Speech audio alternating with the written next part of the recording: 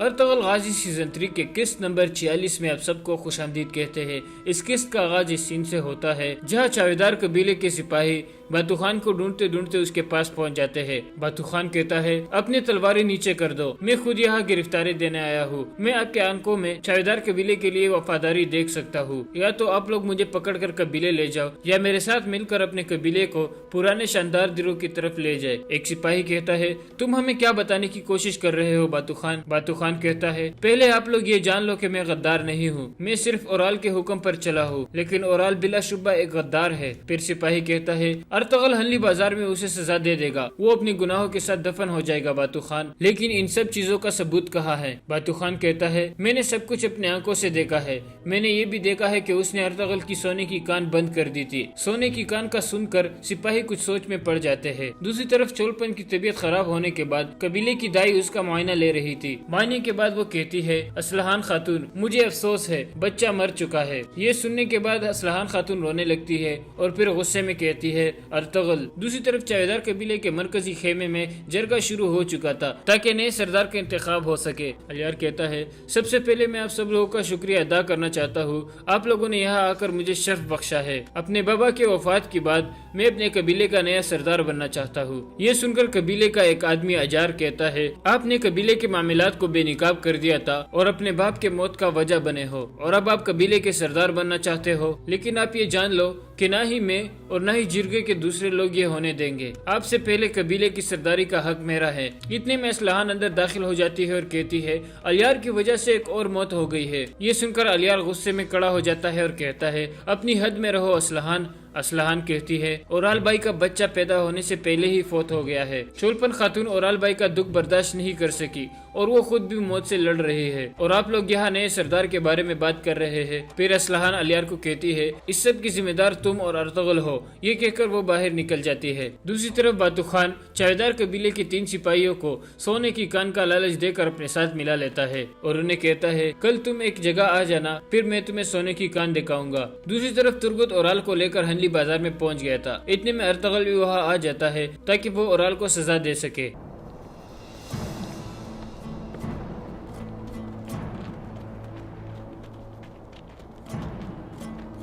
اورال کہتا ہے یہ کام جلدی کرو ارطغرل، ویسے بھی تمہارا خاندان خون میں ڈوبنے والا ہے۔ ارطغرل کہتا ہے ترگت لے آؤ اس کو، لیکن اتنے میں ڈھول بجتا ہے تو سب رک جاتے ہیں۔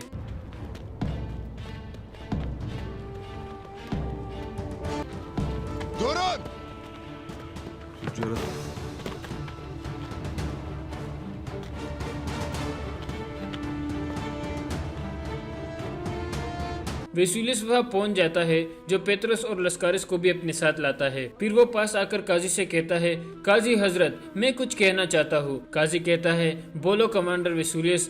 ویسولیس کہتا ہے قاضی حضرت جیسا کہ میں بھی گورنر بن چکا ہوں تو امن قائم رکھنا میری بھی ذمہ داری ہے، اس لیے میں ان 2 قاتلوں کو آپ کے پاس لے کر آیا ہوں۔ اتنے میں سعادتین بھی اپنے آدمیوں کے ساتھ وہاں پہنچ جاتا ہے۔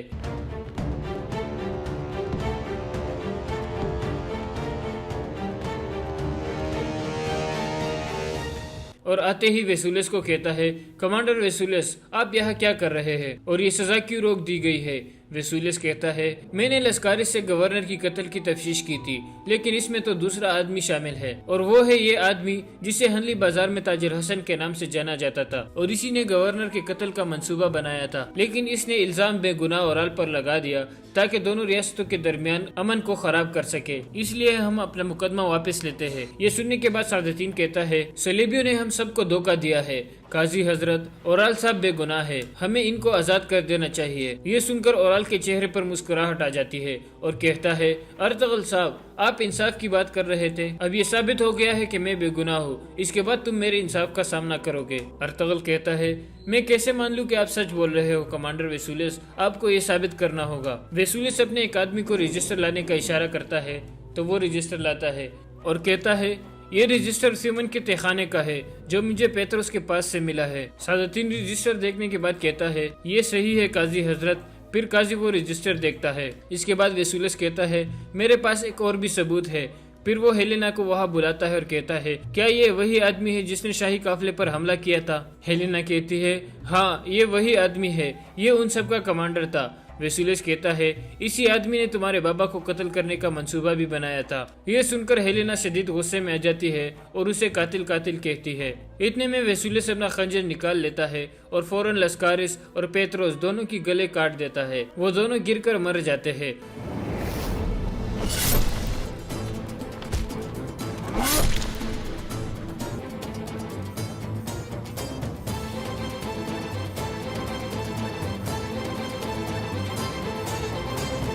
इसके बाद वेसुलस कहता है इंसाफ हो गया है। दूसरी तरफ चावेदार कबीले के मरकजी खेमे में अलियार कहता है जैसे कि ओराल भाई का बच्चा फौत हो गया है, इसलिए हमें ये जरगा मुलतवी करना चाहिए। जरगे के लोग भी इस बात से इत्तेफाक करते हैं और उठकर वहां से चले जाते हैं। दूसरी तरफ वेसुलस कहता है मैंने कातिलों को आपके सामने सजा दी है, इसलिए मेरे लिए ये मुकदमा खत्म हो चुका है।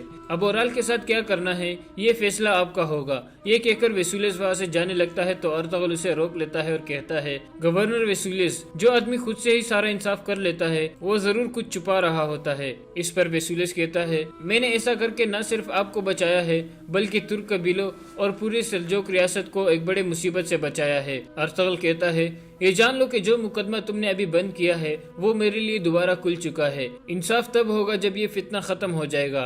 इसके बाद सादतीन कहता है ये साबित हो गया है कि ओराल पर गवर्नर के कत्ल का इल्जाम सिर्फ एक बहतान था और कोई भी इसे छुपाने की कोशिश नहीं कर रहा, बल्कि हमें हकीकत का पता चल चुका है। इसके बाद वेसुलस हेलेना के साथ वहाँ से चल पड़ता है। इस दौरान बामसी भी एक साइड पर खड़ा होता है। हेलेना उसे देखकर मुस्कुराती है और उसके पास आ जाती है। वेसुलस के जाने के बाद अर्तगल कहता है मैंने अभी भी अपने आखिरी अल्फाज नहीं बोले ओराल, तुम्हारा सर अभी भी मेरे तलवार के नीचे है। ये सुनकर सादतीन कहता है काजी हजरत, हमारे कवानीन ये कहते हैं कि ऐसे सूरत हाल में सजा को मुलतवी किया जाता है और फिर फैसले पर दोबारा नजरसानी की जाती है। काजी आगे आकर अर्तगल को कहता है अमीर हजरत सही कह रहे हैं, हमें फैसले को दोबारा देखना होगा। अर्तगल कहता है आप ऐसा करके सिर्फ इंसाफ को मुलतवी कर रहे हैं काजी साहब, ये हकीकत अभी भी नहीं बदली कि ओराल ने मेरे सिपाहियों को शहीद किया था। काजी कहता है हमने ओराल साहब पर 2 मुकदमे चलाकर फैसला किया था, एक गवर्नर के कत्ल का और दूसरा आपके सिपाही शहीद होने का, और अब हमें दोबारा मुकदमा चलाना होगा जिसमें हम सिर्फ आपके सिपाहियों के शहीद होने का मुकदमा देखेंगे। लेकिन चूंकि जुर्म साबित हो चुका है इसलिए मुकदमे का फैसला तब्दील नहीं होगा। इस पर ओराल कहता है इंसाफ अब होगा अर्तगल साहब, सब लोग ये जान जाएंगे कि आप एक झूठे हो। फिर अर्तगल अपने सिपाहियों को इशारा करता है कि इसे अंदर ले जाओ। फिर तुर्कुत और दुआन उसे लेकर अंदर ले जाते हैं। सादतीन और तीनों काजी भी अंदर की तरफ चल पड़ते हैं। दूसरी तरफ हेलेना और बामसी एक दूसरे के साथ बातचीत कर रहे होते हैं तो वेसुलस उन्हें देखकर गुस्से में आ जाता है और हेलेना को आवाज देकर कहता है इन तुर्कों के ज्यादा करीब मत हो हेलेना, ये वो गीदड़ है जो अपने शिकार के साथ खेलते हैं। ये सुनकर बामसी भी गुस्से में आ जाता है और पास आकर कहता है कमांडर, हम तुम जैसे नहीं है, हम किसी के साथ भी नहीं खेलते और सब जानते हैं कि कौन गीदड़ है और कौन शेर। इसके बाद हेलेना उनके दरमियान आ जाती है और उन दोनों को लड़ने से रोक देती है और वेसुलस को कहती है चलो चले। इसके बाद वो दोनों चल पड़ते हैं। दूसरी तरफ अलियार कहता है आजार साहब की सरदार बनने की ख्वाहिश एक अच्छी अलामत नहीं है कुतलुजा, मुझे लगता है कि इसके पीछे सादतीन है, लेकिन हम किसी को भी अपनी कबीले में इख्तिलाफ पैदा नहीं करने देंगे। कुतलुजा कहता है मैं हमेशा आपका वफादार रहूंगा अलियार साहब। अलियार कहता है आप फौरन अर्तगल के पास जाओ और उसे सारी सूरत हाल के बारे में बताओ। दूसरी तरफ ओराल को दोबारा एक कमरे में कैद कर लिया जाता है। ओराल कहता है तुम देख लेना कि मैं आजाद हो जाऊंगा और फिर दोबारा तुम्हारे पास आऊंगा। दूसरी तरफ हलीमा सुल्तान कहती है वो दोबारा मौत से बच गया, पता नहीं वो कब मरेगा। इस पर हकीम अर्तुग कहता है वो गवर्नर के कत्ल से बरी हो गया है, लेकिन उसने जो हमारे सिपाहियों को कत्ल किया है वो इससे बच नहीं पाएगा। इसके बाद अर्तगल कहता है वेसुलस ने कैसे उस कमीने पेत्रोस को एक ही रात में ढूंढ लिया और फिर उसे कत्ल भी कर लिया। इस पर हाइमा खातून पूछती है तुम्हारे ख्याल में क्या है बेटा? अर्तगल कहता है मुझे लग रहा है कि वेसुलस हमारे साथ कोई खेल खेल रहा है और उसके साथ अमीर सादतीन भी मिल चुके हैं और उन दोनों का असल मकसद ये है कि किसी तरह ओराल को आजाद करके चावेदार कबीले का सरदार बनाया जाए। दूसरी तरफ अमीर सादतीन काजी के साथ बैठता है और कहता है ओराल तिजारत के हवस में बहुत आगे चला गया था, ये सच है, लेकिन उसने अपने आदमियों को सिर्फ कालीने जलाने का हुक्म दिया था। लेकिन बातू खान जो अभी तक भागा हुआ है उसने डाकुओं के साथ मिलकर उन सिपाहियों को कत्ल कर दिया। इस पर काजी कहता है आप क्या कहना चाहते हैं सादतीन? सादतीन कहता है ये वाज़ेह है कि इस वाक़े के पीछे ओराल है, लेकिन फिर भी उसे मौत की सजा देना मुनासिब नहीं होगा क्योंकि इसके नतीजे में दोनों कबीलों में जंग छिड़ जाएगी اور اس کی وجہ سے بہت سے مسلمان بھائی مارے جائیں گے۔ یہ سن کر قاضی اسے قرآن پاک کی ایک سورت کا حوالہ دے کر کہتا ہے، کسی کے نقصان کا بدلہ اس کے برابر نقصان ہے، لیکن اگر اگلا بندہ اسے معاف کر دے اور صلح کر دے تو پھر اس کا اجر اسے اللہ دے گا۔ اس لیے یہ فیصلہ ہمارے ہاتھ میں نہیں ہے امیر حضرت۔ اگر ارطغرل صاحب چاہے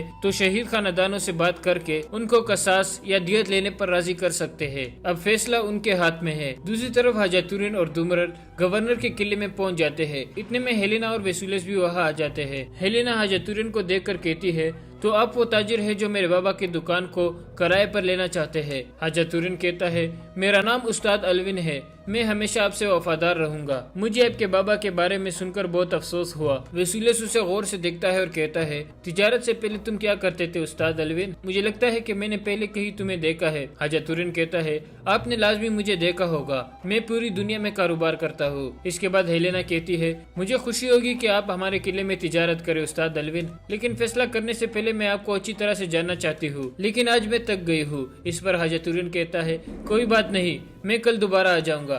اس کے بعد حاجہ تورین اور دمرل وہاں سے چلے جاتے ہیں۔ دوسری طرف چاودار قبیلے میں ایک سپاہی آ کر اسلحان کو بتاتا ہے کہ اورال صاحب گورنر کے قتل سے بری ہو چکے ہیں۔ یہ سن کر اسلحان بہت خوش ہو جاتی ہے اور الیار کے پاس آ کر کہتی ہے، اورال بھائی گورنر کے قتل سے بری ہو گئے ہیں، اب ارطغرل کی مدد سے آپ کا سردار بننے کا منصوبہ ناکام ہو گیا ہے۔ اس پر الیار کہتا ہے، میں نے کبھی بھی سردار بننے کا منصوبہ نہیں بنایا اسلحان، غصے نے تمہیں اندھا کر لیا ہے، اور گورنر کے قتل سے بچنے سے کوئی چیز تبدیل نہیں ہوتی۔ اورال بھائی نے کئی قبیلے کے معصوم سپاہیوں کا خون بھی بہایا تھا۔ اس پر اسلحان کہتی ہے، اورال بھائی نے صرف قالینیں جلانے کا حکم دیا تھا، سپاہیوں کو قتل کرنے والا باتو خان تھا، اور یہ بھی بہت جلد ثابت ہو جائے گا۔ دوسری طرف باتو خان ایک غار میں اپنے سپاہی کے ساتھ بیٹھا ہوتا ہے اور کہتا ہے، تو اورال گورنر کے قتل سے بری ہو چکا ہے، سادتین کوپیک پر لعنت ہے، وہ سب کچھ کر سکتا ہے، اب وہ اورال کو بری کرنے کے لیے دوسرے مقدموں سے بھی بچائے گا۔ سپاہی کہتا ہے، لیکن ہمیں کیا کرنا ہوگا باتو خان؟ باتو خان کہتا ہے، ہمیں دیکھنا ہوگا کہ نیا سردار کون بنتا ہے، پھر جو بھی ضروری ہوا وہ ہم کریں گے، تم ہر چیز سے مجھے آگاہ رکھنا۔ سپاہی کہتا ہے، آپ پریشان مت ہو، ہم تیار ہیں، جب آپ ہمیں حکم دو گے تو ہم حرکت میں آ جائیں گے۔ اور اسی کے ساتھ اس قسط کا اختتام ہو جاتا ہے۔ مورخین شاہدوں کے حوالے سے لکھتے ہیں کہ مسلمانوں کی خاموشی گواہی دے رہی تھی کہ ان پر عمر کا خوف طاری ہو گیا تھا۔ وجہ یہ تھی کہ عمر کی جسامت اور طاقت کے ایسے ایسے قصے مشہور تھے جیسے وہ مافوق الفطرت طاقت کا مالک ہے۔ دیکھا شاید کسی نے بھی نہیں تھا، لیکن سب کہتے تھے کہ عمر گھوڑے کو اپنے کندھوں پر اٹھا سکتا ہے اور وہ 500 گھوڑ سواروں کو اکیلا شکست دے سکتا ہے۔ اس کے متعلق ہر کوئی تسلیم کرتا تھا کہ اسے نہ کوئی گرا سکتا ہے نہ کوئی گرا سکے گا۔ ابو سفیان خندق کے پاس کھڑا دیکھ رہا تھا، خالد اور صفوان بھی دیکھ رہے تھے، غطفان اینیا اور ان کے تمام لشکر دیکھ رہا تھا، اور نعیم بن مسعود بھی غیر مسلموں کے لشکر میں دم بخود کھڑے ہوتے۔ میں جانتا ہوں کہ تم میں سے کوئی بھی آگے نہیں آئے گا۔ عمر بن عبد کی للکار ایک بار پھر گرجی۔ خندق کے پاس قریش کا کہکہا بلند ہوا اور کئی بگتیاں سنائی دی۔ حضرت علی رضی اللہ عنہ نے رسول خدا کی طرف دیکھا۔ آپ صلی اللہ علیہ وسلم نے اپنا عمامہ سر سے اتارا اور علی رضی اللہ عنہ کے سر پر باندھ دیا، پھر اپنی تلوار حضرت علی رضی اللہ عنہ کو دی۔ مورخ ابن سعد نے لکھا ہے کہ رسول کریم صلی اللہ علیہ وسلم کی سرگوشی سنائی دی، علی کا مددگار تو ہی ہے میرے اللہ۔ مورخین نے اس تلوار کے متعلق جو رسول کریم صلی اللہ علیہ وسلم نے حضرت علی رضی اللہ عنہ کو دی تھی لکھا ہے کہ یہ تلوار قریش کے مشہور جنگجو منبع بن حجاج کی تھی، وہ بدر کی لڑائی میں مارا گیا تھا۔ فاتح مجاہدین نے یہ تلوار حضور صلی اللہ علیہ وسلم کو پیش کی تھی۔ آپ صلی اللہ علیہ وسلم نے اس کے بعد یہی تلوار اپنے پاس رکھی۔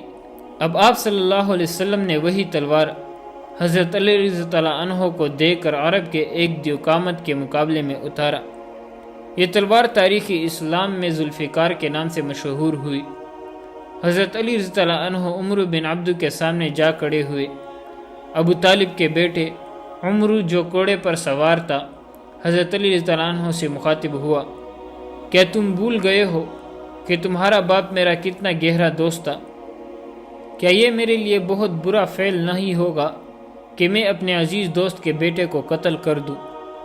اے میرے باپ کے دوست، حضرت علی رضی اللہ عنہ نے للکار کر جواب دیا، ہماری دوستی ختم ہو چکی ہے، خدا کی قسم میں تمہیں صرف ایک بار کہوں گا کہ اللہ کو برحق اور محمد صلی اللہ علیہ وسلم کو اللہ کا رسول تسلیم کر لو اور ہم میں شامل ہو جاؤ۔ تم نے ایک بار کہہ لیا ہے۔ عمر نے کہا، میں دوسری بار یہ بات نہیں سنوں گا۔ میں یہ بھی کہوں گا کہ میں تمہیں قتل نہیں کرنا چاہتا، میں تمہیں قتل کرنا چاہتا ہوں۔ علی رضی اللہ عنہ نے کہا، اتر گھوڑے سے اور آ میرے مقابلے پر، اور بچا اپنے آپ کو اس تلوار سے جو مجھے اللہ کے رسول صلی اللہ علیہ وسلم نے عطا کی ہے۔ عمر کے متعلق مورخ لکھتے ہیں کہ وہ وحشی تھا، جب غصے میں آتا تھا تو اس کا چہرہ غضبناک ہو کر درندوں جیسا ہو جاتا تھا۔ وہ گھوڑے سے کود کر اترا اور تلوار سونپ کر حضرت علی رضی اللہ عنہ پر پہلا وار اتنی تیزی سے کیا کہ دیکھنے والے یہ سمجھے کہ اس کی تلوار نے حضرت علی رضی اللہ عنہ کو کاٹ دیا ہے، لیکن حضرت علی رضی اللہ عنہ یہ بھرپور وار بچا گئے۔ اس کے بعد عمر نے یک کے بعد دیگر حضرت علی رضی اللہ عنہ پر متعدد وار کیے۔ حضرت علی رضی اللہ عنہ نے ہر وار غیر متوقع پینترا بدل کر بچایا۔ عمر نے یہ تو سوچا ہی نہیں کہ جس جسامت اور طاقت پر اسے اتنا گھمنڈ ہے وہ ہر جگہ کام نہیں آ سکتی۔ تیغ زنی کے معرکے میں جس تیزی اور پھرتی کا مظاہرہ حضرت علی رضی اللہ عنہ کر رہے تھے وہ عمر نہیں کر سکتے تھے، کیونکہ اس کا جسم بھاری بھرکم تھا۔ اگر وہ گھوڑے کو اپنے کندھوں پر اٹھا بھی سکتا تھا تو بھی اس میں گھوڑے جیسے رفتار نہیں تھی، اس کی طاقت گھوڑے سے زیادہ بھی ہو سکتی تھی۔ حضرت علی رضی اللہ عنہ نے اس پر ایک بھی وار نہ کیا، جسے عمر نے خوفزدگی سمجھا ہوگا۔ وہ وار پہ وار کرتا رہا اور حضرت علی رضی اللہ عنہ کبھی ادھر کبھی ادھر ہوتے رہے۔ خندق کے پار اہل قریش کا لشکر جو کہے لگا رہا تھا یکلخت خاموش ہو گیا، کیونکہ ان کا دیو قامت عمر وار کرتے کرتے رک گیا تھا اور خاموش کھڑا ہو گیا تھا۔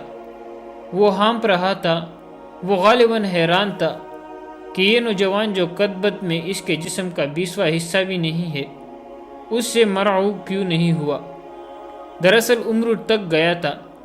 حضرت علی رضی اللہ عنہ نے جب اس کی یہ حالت دیکھی کہ وہ اپنی طاقت اتنے سارے وار کرتے کرتے صرف کر چکا ہے اور حیران و پریشان کھڑا ہے، تو حضرت علی رضی اللہ عنہ نے یہ حیران کن مظاہرہ کیا کہ تلوار پھینک کر بجلی کی تیزی سے عمر پر جپٹے اور اچل کر اس کی گردن اپنے ہاتھوں میں دبوچ لی۔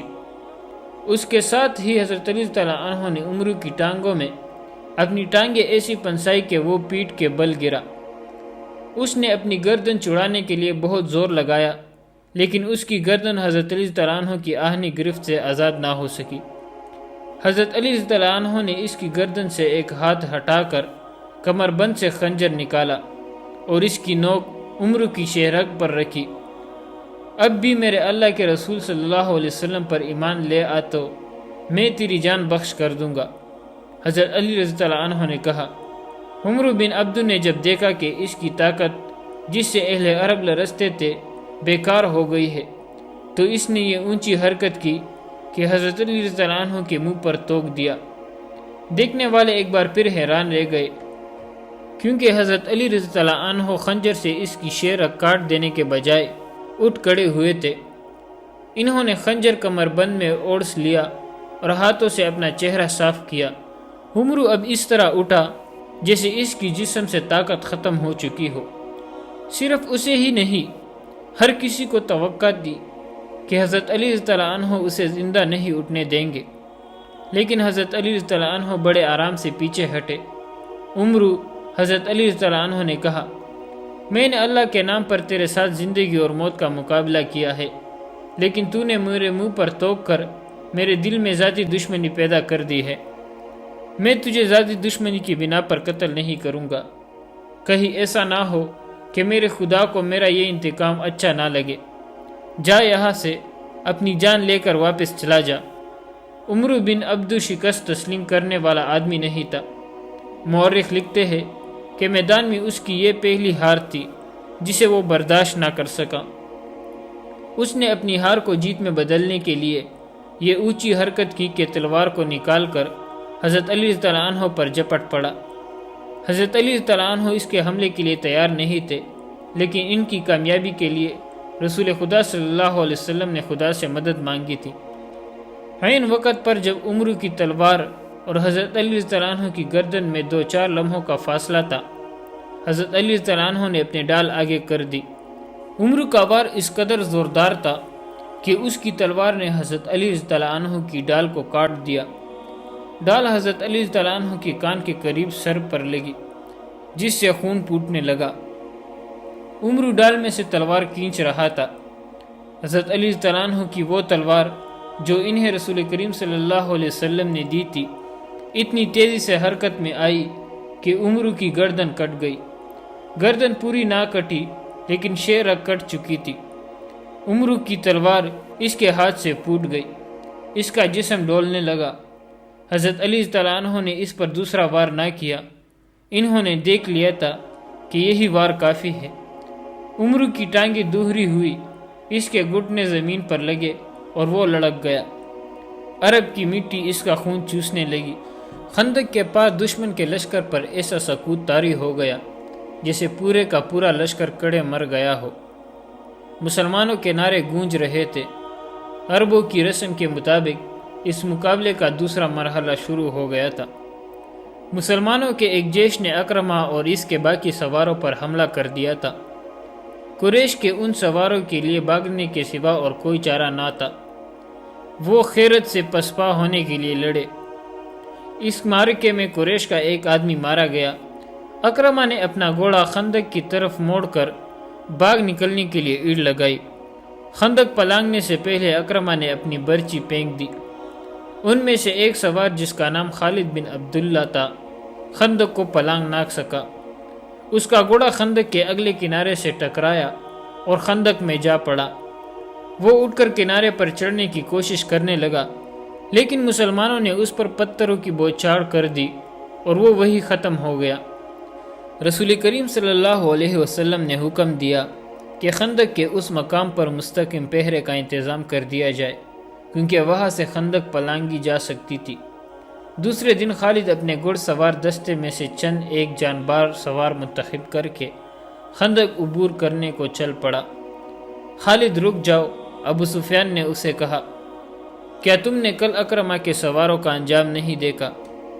اب مسلمانوں نے وہاں پہرے کا اور زیادہ مضبوطی انتظام کر دیا ہے۔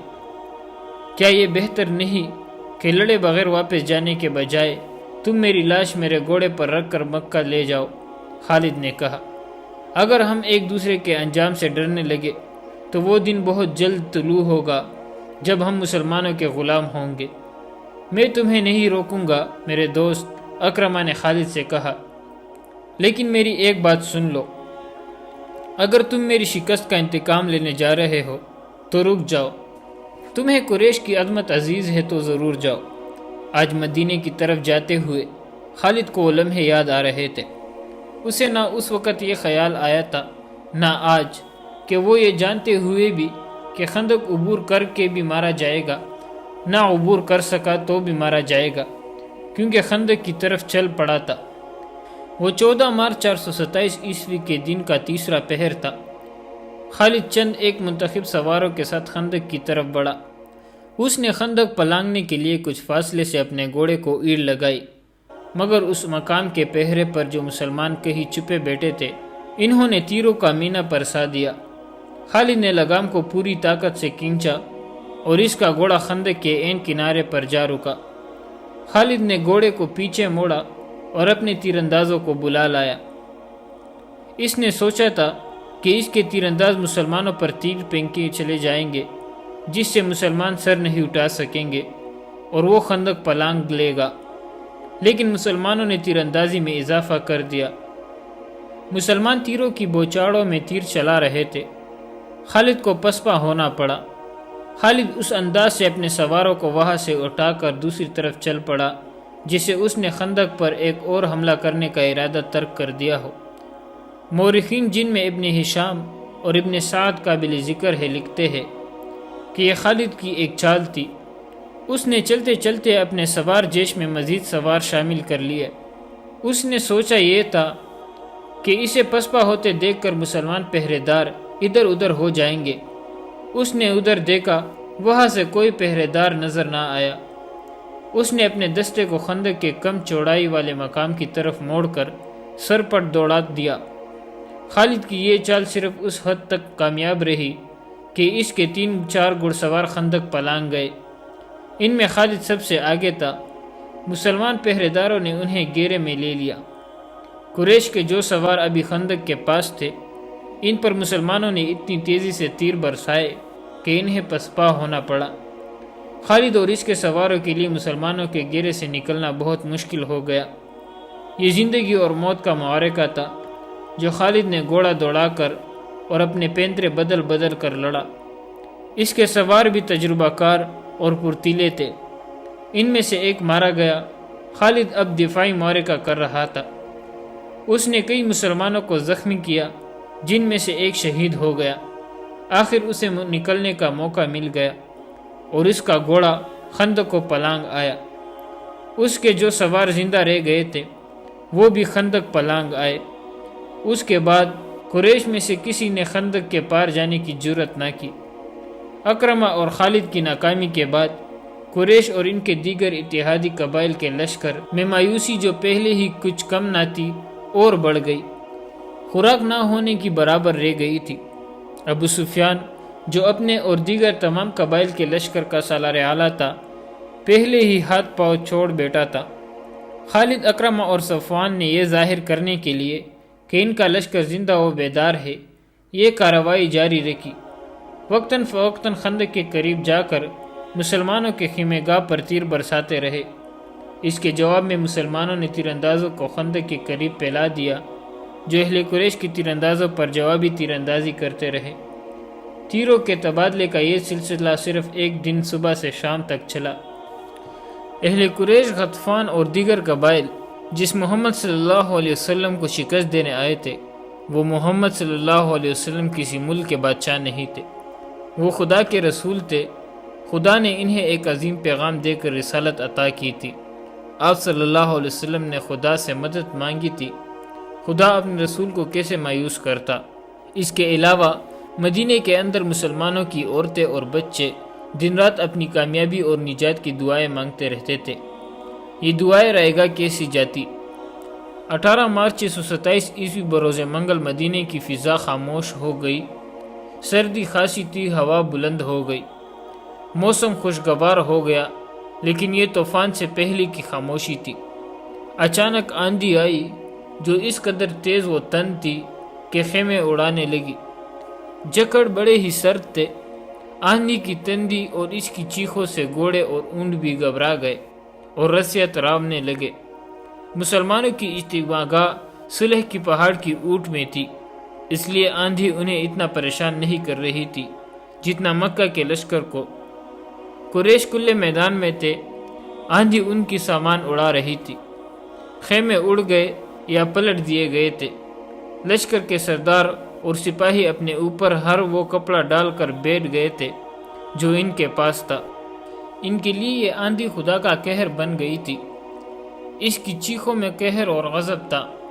ابو سفیان برداشت نہ کر سکا، وہ اٹھا، اسے اپنا گھوڑا نظر نہ آیا۔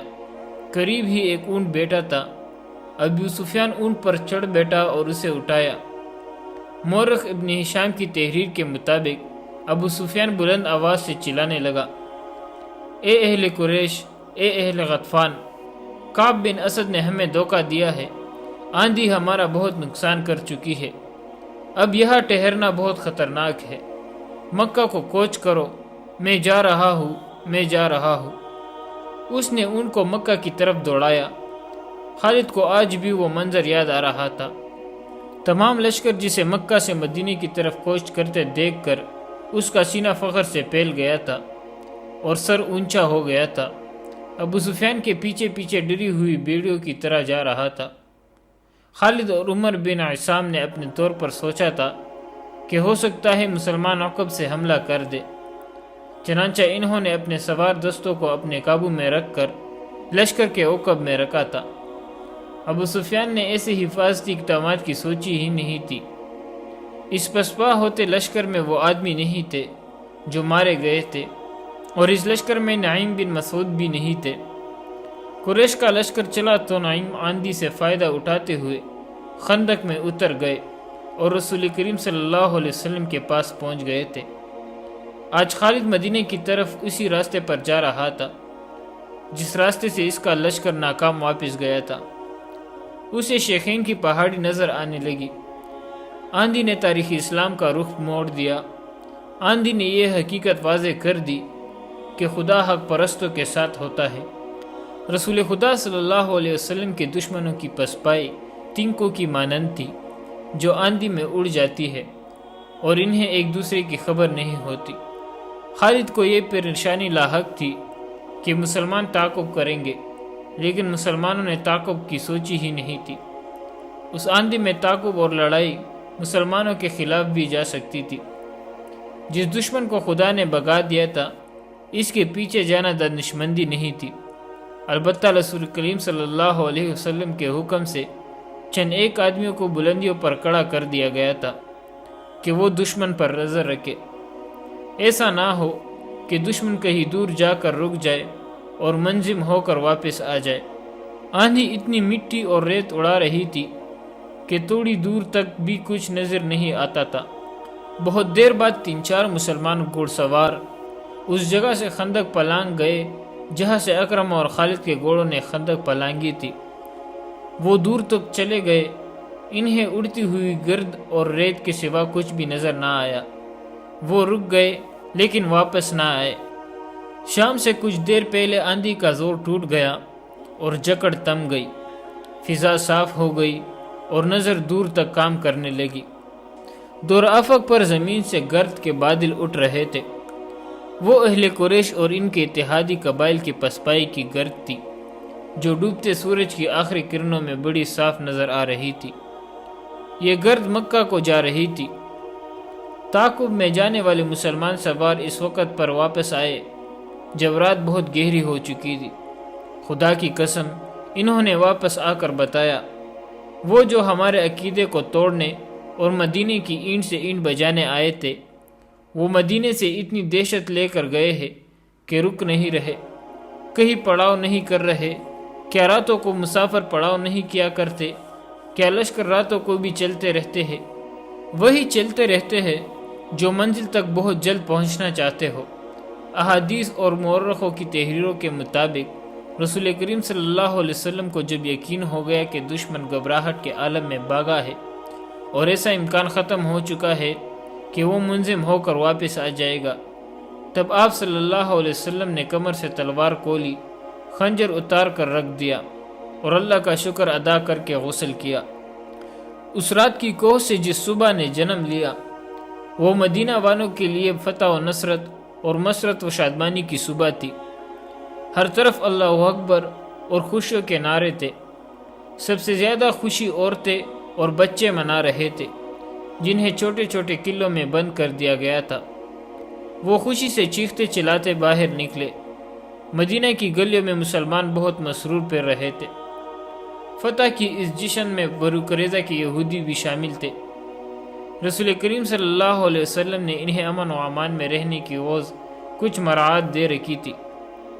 ظاہری طور پر وہ مسلمانوں کو اپنا دوست کہتے تھے اور دوستوں کی طرح رہتے تھے۔ اہل قریش کی پسپائی پر وہ مسلمانوں کی طرح خوشیاں منا رہے تھے، لیکن ان کا سردار کعب بن اسد اپنے قلعے نما مکان میں بیٹھا تھا۔ اس کے پاس اپنے قبیلے کے 3 سرکردہ یہودی بیٹے تھے اور اس وقت کی غیر معمولی طور پر حسین یہودی یوحاوا بھی وہاں موجود تھی۔ وہ گزشتہ شام اہل قریش کی پسپائی کی خبر سن کر آئی تھی۔ کیا یہ اچھا نہیں ہوا کہ ہم نے مسلمانوں پر حملے نہیں کیے؟ کعب بن اسد نے کہا، مجھے نعیم بن مسعود نے اچھا مشورہ دیا تھا۔ اس نے کہا تھا کہ قریش سے معاہدے کی ضمانت کے طور پر چند آدمی یرغمال کے لیے مانگو۔ اس نے یہ بھی کہا تھا کہ قریش اس سے دگنا لشکر لے آئیں گے تو بھی خندق عبور نہیں کر سکیں گے۔ میں نے نعیم کا مشورہ اس لیے قبول کر لیا تھا کہ وہ اہل قریش میں سے ہے۔ وہ اہل قریش میں سے نہیں، ایک یہودی نے کہا، وہ محمد کے پیروکاروں میں سے ہے۔ خدائے یہودا کی قسم، تمہاری بات سچ نہیں ہو سکتی۔ کعب بن اسد نے کہا، وہ اہل قریش کے ساتھ آیا تھا مگر ان کے ساتھ نہیں گیا۔ اسی یہودی نے کہا، میں نے کل شام اسے مدینہ میں مسلمانوں کے ساتھ دیکھا ہے۔ اس وقت تک اہل قریش کا لشکر مدینہ سے بہت دور جا چکا تھا۔ پھر تمہیں کس نے بتایا ہے کہ وہ محمد صلی اللہ علیہ وسلم کے پیروکاروں میں سے ہے؟ کعب نے کہا، میں اسی بات کو کیوں سچ مانوں جو تم نے کسی سے پوچھا نہیں؟ میں نے اپنے ایک مسلمان دوست سے پوچھا تھا۔ یہودی نے کہا، میں نے نعیم کو دیکھ کر کہا تھا، کیا مسلمان اب قریش کے جنگی قیدیوں کو کھلا رہے ہیں؟ میرے دوست نے جواب دیا تھا کہ نعیم کب کا اسلام قبول کر چکا ہے، اسے مدینہ میں آنے کا موقع اب ملا ہے۔ پھر اس نے ہمیں مسلمانوں سے نہیں بلکہ مسلمانوں کو ہم سے بچایا ہے۔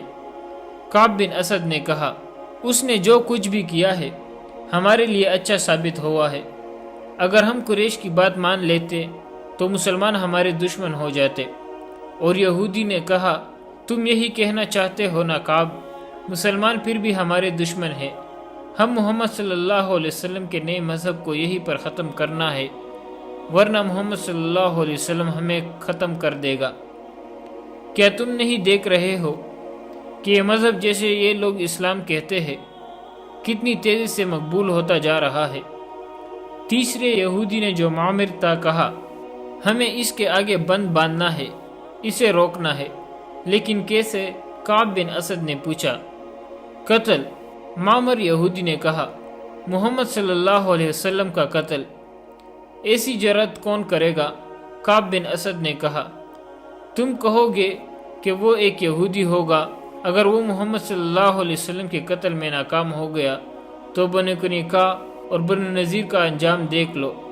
مسلمانوں نے انہیں جس طرح قتل کیا ہے اور ان میں سے زندہ بچ رہنے والی جس طرح دور دراز کے ملکوں کو بھاگ گئے ہیں وہ نہ بھولو۔ خدا یہودا کی قسم، معمر یہودی نے کہا، میری عقل تم سے زیادہ کام نہیں کرتی تو تم سے کم بھی نہیں۔ تم نے جو آج سوچا ہے وہ میں اور لیث بن موشان بہت پہلے سوچ چکے ہیں۔ کوئی یہودی محمد صلی اللہ علیہ وسلم کو قتل کرنے نہیں جائے گا۔ پھر وہ کون ہوگا؟ وہ قبیلہ قریش کا ایک آدمی ہے۔ بوڑھے یہودی نے جواب دیا، لیث بن موشان نے اسے تیار کر لیا ہے۔ میرا خیال ہے کہ اب وقت آ گیا ہے کہ یہ کام کر دیا جائے۔ اگر تم لوگ بھول نہیں گئے کہ میں بنو قریظہ کا سردار ہوں تو میں اس کام کی اجازت کیسے دے سکتا ہوں جو مجھے معلوم ہی نہ ہو کہ کیسے کیا جائے گا؟ کعب بن اسد نے کہا، مجھے کون بتائے گا کہ اس آدمی کو اتنے خطرناک کام کے لیے کیسے تیار کیا گیا ہے؟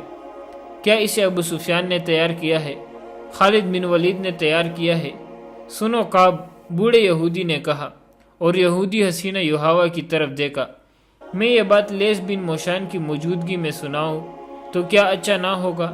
یحاوہ نے کہا، اس بات میں اس بزرگ کا عمل و دخل زیادہ ہے، ہم اس بوڑھے جادوگر کو کہاں سے بلائے؟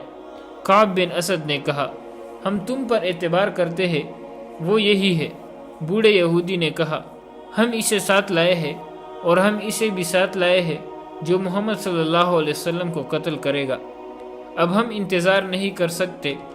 ہم سب کو امید تھی کہ قریش غطفان اور ان کے دوسرے قبائل اسلام کا نام و نشان مٹا دیں گے، مگر ہر میدان میں انہوں نے شکست کھائی۔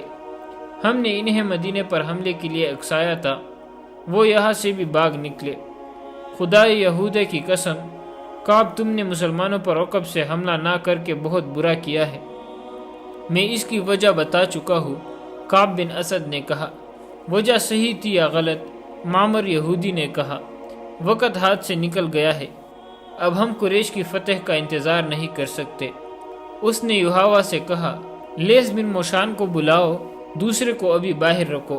یحاوہ کمرے سے نکل گئی، واپس آئی تو اس کے ساتھ لیث بن موشان تھا۔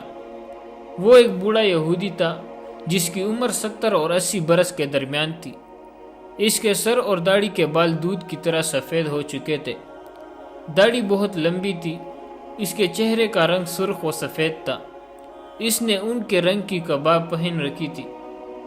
اس کے ہاتھ میں لمبا عصا تھا جو اوپر سے سام کی پن کی طرح تراشا ہوا تھا۔ لیس بن موشان کو یہودیوں میں جادوگر کے نام سے شہرت حاصل تھی۔ شعبدہ بازی اور کالے علم میں وہ مہارت رکھتا تھا۔ وہ مکہ اور مدینہ کے درمیان کسی گاؤں کا رہنے والا تھا۔ اس کے متعلق بہت سی روایات مشہور تھی، جن میں سے ایک یہ تھی کہ وہ مردے کو تھوڑی سی دیر کے لیے زندہ کر سکتا تھا، اور وہ کسی بھی مرد یا عورت کو اپنے تابع کرنے کی طاقت رکھتا تھا۔ یہودی اسے اپنے پیر و مرشد سمجھتے تھے۔ وہ جہان دیدہ اور عالم فاضل شخص تھا۔ وہ کمرے میں داخل ہوا تو سب اس کی تعظیم کو اٹھے۔ وہ جب بیٹھ گیا تو سب بیٹھ گئے۔ خاندان موشان کی عظمت سے کون واقف نہیں؟ کعب بن اسد نے کہا، خدا یہودا کی قسم، ہم میں سے کوئی بھی آپ کو یہاں بلانے کی جرت نہیں کر سکتا تھا۔ یہوہ شاید آپ کو لے آئی ہے، میں پیغمبر نہیں ہوں۔ کعب بن اسد، لیس بن موشان نے کہا، میں یہ خوبصورت الفاظ سننے کا عادی نہیں اور تعظیم و احترام کا وقت بھی نہیں۔ کوئی نہ بلاتا تو بھی مجھے آنا تھا۔ تم لوگ اپنے فرض کی ادائیگی میں بہت وقت ضائع کر چکے ہو۔ تم سے یہ لڑکی اچھی ہے جس نے وہ کام کر لیا ہے جو تمہیں کرنا چاہیے تھا۔ معزز موشان کعب بن اسد نے کہا، ہم نے ابھی اس انتہائی اقدام کی سوچی نہیں تھی۔ اگر ہم محمد صلی اللہ علیہ وسلم کے قتل جیسا خوفناک ارادہ کرتے بھی تو یہوہ کو استعمال نہ کرتے۔ ہم اتنی خوبصورت اور جوان لڑکی کو استعمال نہیں کر سکتے۔